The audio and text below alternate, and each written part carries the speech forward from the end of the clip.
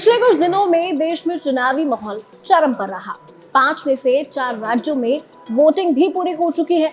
अब बस तेलंगाना का आखिरी रण बाकी है। सभी पार्टियों ने अपनी अपनी ताकत झोंक दी है। 30 नवंबर को यहाँ भी वोटिंग पूरी हो जाएगी और 3 दिसंबर को आप सभी राज्यों के नतीजे देख पाएंगे। चुनाव के समय भले ही हम दो राष्ट्रीय पार्टी बीजेपी और कांग्रेस की चर्चा ज्यादा करते हो, लेकिन अपने बयानों की वजह से लगातार चर्चा में रहने वाले एआईएमआईएम के चीफ असदुद्दीन ओवैसी का कद भारतीय राजनीति में पिछले कुछ सालों में तेजी से बढ़ा है। वो मुस्लिम समुदाय के बीच बड़े नेता के रूप में उभरे हैं और अपनी पहुंच तेलंगाना से बाहर दूसरे राज्यों तक भी पहुंचा दी है। 119 विधानसभा सीटों वाले तेलंगाना विधानसभा में इस बार बीआरएस और कांग्रेस के बीच टक्कर है।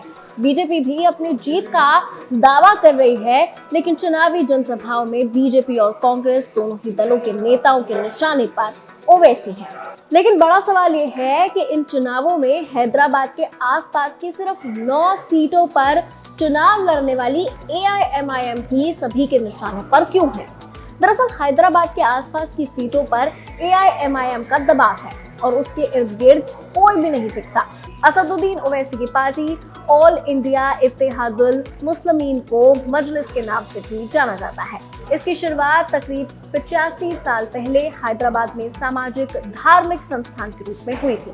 नवाब महमूद नवाज खान ने 1928 में मजलिस की स्थापना की थी। जब 1948 में हैदराबाद का भारत में विलय हुआ, तब भारत सरकार ने इसे प्रतिबंधित कर दिया और तत्कालीन अध्यक्ष कासिम राजवी को अरेस्ट कर लिया गया।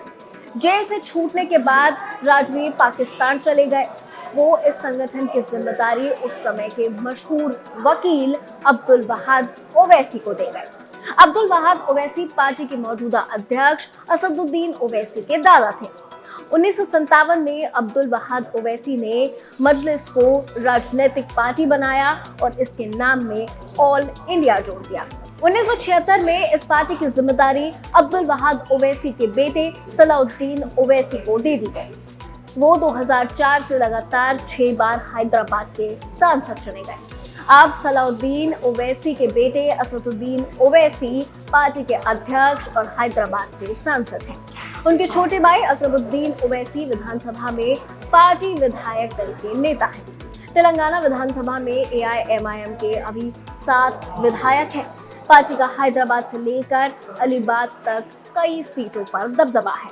तो ये है एआईएमआईएम का इतिहास। लेकिन असदुद्दीन ओवैसी तेलंगाना में एक बार फिर क्या कमाल कर दिखाएंगे, ये तो आने वाला वक्त ही बताएगा। इस पर आपकी क्या राय है, कमेंट सेक्शन में जरूर शेयर करें। देखते रहें एबीपी लाइव।